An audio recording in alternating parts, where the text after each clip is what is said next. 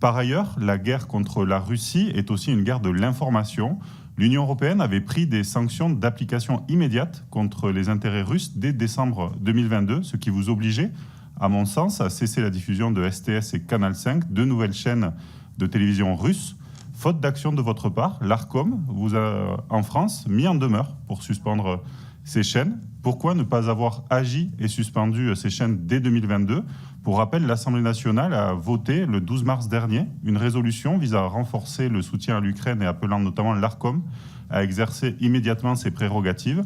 Plus qu'une critique, nous aimerions comprendre ce qui vous a conduit à ne pas agir plus rapidement et est-ce que nous avons à travailler à un renforcement du cadre légal afin que les actions soient plus rapides et probablement automatiques face à cette guerre hybride face à laquelle il est parfois complexe d'agir. Je vous remercie. Merci, monsieur. Effectivement, deux questions très différentes. Je vais commencer par la deuxième partie qui est plus liée à notre business du broadcasting, des chaînes télévisées. Et nous, on implémente toutes les sanctions imposées par Arcom et donc par la Commission européenne dès qu'ils sont annoncés. C'est une politique qu'on a eue depuis toujours et qui compte pour, bien sûr, la Russie, mais également aussi pour d'autres pays qui subissent des sanctions au Moyen-Orient ou Afrique. Et c'est une manière très efficace aussi pour nous d'expliquer d'une manière très simple à tous nos clients broadcasters, de dire si vous avez des chaînes et vous voulez mettre dans vos bouquets des chaînes sanctionnées, on ne peut pas le porter sur nos satellites. Et le processus tel qu'il fonctionne, c'est que les sanctions imposées par Arcom, on a typiquement 72 heures pour les mettre en place. Et pour les deux dernières chaînes qui ont été mises en demeure la semaine dernière, on a eu la lettre officielle en fait hier, mais déjà hier, on les avait mis en place et ils sont retirés de nos bouquets en Ukraine. Et c'est la manière qu'on a toujours travaillé. On a une très bonne collaboration avec Arcom sur ces sujets-là. Ils ont une compréhension assez parfaite. De temps à l'autre, on travaille assez souvent, on travaille même en amont avec eux sur ces chaînes-là, parce que ce n'est pas uniquement les chaînes en Russie qui sont problématiques. De temps à l'autre, il y a des chaînes dans le reste du monde qui reprend des nouveaux vêtements ou un nouveau nom, mais qui est effectivement une chaîne qui peut-être a déjà subi une sanction ailleurs. Et là, on travaille d'une manière étroite avec Arcom pour bien mettre en place ces sanctions-là dès qu'ils sont mis en place. Certes, il y a eu, et c'est surtout, il y a eu des lobbyistes qui ont trouvé qu'on devrait aller plus loin et aussi enlever les chaînes non sanctionnées russes. C'est surtout des chaînes des sports ou des entertainment du grand public russe.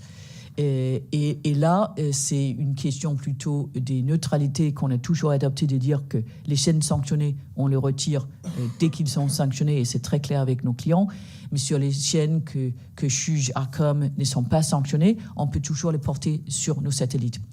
Et ça, c'est la position qu'on continue à défendre, parce que ça, c'est une clarté pour nos clients à travers le monde. Madame la directrice générale, permettez-moi une lapalissade. L'information est une arme de guerre. Nous savons que des chaînes et d'autres pays tiennent un discours souvent négatif et même parfois hostile envers notre pays, ou plus indirectement, qu'elles remettent en cause nos valeurs et notre mode de vie. La question se pose bien sûr pour les chaînes russes. Elle se pose également pour d'autres canaux. Je pense à Al Jazeera, qui est un relais de l'islamisme le plus fondamentaliste qui soit et qui a déjà frappé durement notre pays. En tant qu'opérateur, vous avez déjà arrêté la diffusion de certaines chaînes. Ce fut le cas de la radio-télévision serbe en 1999, après l'intervention de l'OTAN en ex-Yougoslavie, d'Al-Manar, chaîne du Hezbollah libanais, en 2004, de Première Caucase, chaîne russophobe de Géorgie. Pourriez-vous nous expliquer quel est le processus de décision aboutissant à l'arrêt de la diffusion d'une chaîne sur votre réseau ? Si la France vous en fait la demande concernant une chaîne hostile, notamment si notre pays est attaqué, êtes-vous prêt à donner une suite favorable ? Je vous remercie. Merci. La parole est à Valérie Bazin-Malgras. Merci, Monsieur le Président, Madame la Directrice. Le XXIe siècle est marqué par la montée en puissance de la guerre hybride. La désinformation est, dans ce cadre, une arme de guerre qu'il ne faut pas négliger. En 2022, vous avez fait le choix de maintenir la diffusion des principales chaînes d'État russes. Vous invoquiez à l'époque un principe de neutralité, mais omettiez la violation pourtant rédhibitoire des principes de pluralisme inscrits dans la Convention de Telsat-IGO et que ces chaînes diffusent de la propagande de guerre. Vous êtes allé jusqu'à déclarer contre toute évidence que les chaînes en question sont essentiellement des chaînes de divertissement, de sport et pour les enfants. En novembre dernier, le comité d'Hydro et 4 associations partenaires ont mis en évidence que Telsat Group ne respecte pas les sanctions européennes contre les entreprises russes de médias. Comme en 2022, vous défaussez sur les régulateurs français et européens. Face à la montée en puissance de la guerre hybride, n'est-il pas nécessaire de renforcer la responsabilité des opérateurs de diffusion d'informations provenant d'acteurs hostiles ? Je vous remercie. Merci. Donc, j'ai plus que 2 autres questions finalement. Donc, du coup, je vous laisse répondre, Madame la Directrice Générale, ce qui permettra à mes collègues d'avoir des réponses plus concises. Oui. Je pense que la question que vous posez, Mesdames, c'est à peu près les mêmes thèmes. Et comme j'ai déjà expliqué suite à la question avant, on met en place ou on descend toutes les chaînes qui sont sanctionnées par l'ARCOM. On a un régulateur ARCOM qui a compétence de regarder les chaînes, de regarder quelles sont les chaînes, comme Al Jazeera et d'autres, qui fait des informations terroristes et d'autres. Et ça fait depuis très longtemps qu'on travaille d'une manière étroite avec eux sur ces chaînes qui devront être sanctionnées. Et on les descend dès qu'ils sont sanctionnés par l'ARCOM, on les descend. On n'essaye pas de faire plus ou moins bien que ARCOM. Ils ont beaucoup de gens très compétents qui regardent. On porte plus que 6500 chaînes là-dessus. Ils regardent chacun des chaînes pour juger s'ils sont diffamation d'information ou d'autres. C'est pour ça qu'on a descendu toutes les chaînes des news russes qui ne sont plus distribuées sur notre capacité. Ça ne veut pas dire qu'ils ne sont pas distribués en Russie, parce que les Russes ont aussi leur propre capacité satellitaire. Et ce qui se passe malheureusement souvent, c'est que ces chaînes-là passent de notre satellite à une satellite russe qui est sur la même position orbitale.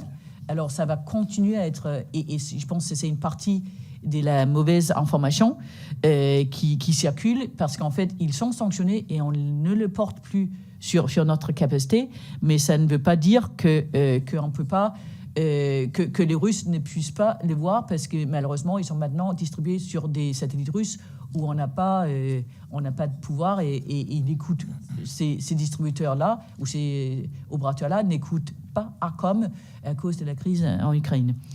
Et alors, c'est la loi française et européenne qui donne ce pouvoir à l'ARCOM, qui vient de les renforcer pour mettre à la fois la partie chaînes qui sont sanctionnées, mais aussi entreprises sanctionnées, dans les mains d'ARCOM. Et on a une très bonne discussion, parce que pour nous, ça simplifiait largement les discussions, parce qu'ARCOM qui est compétent sur les deux.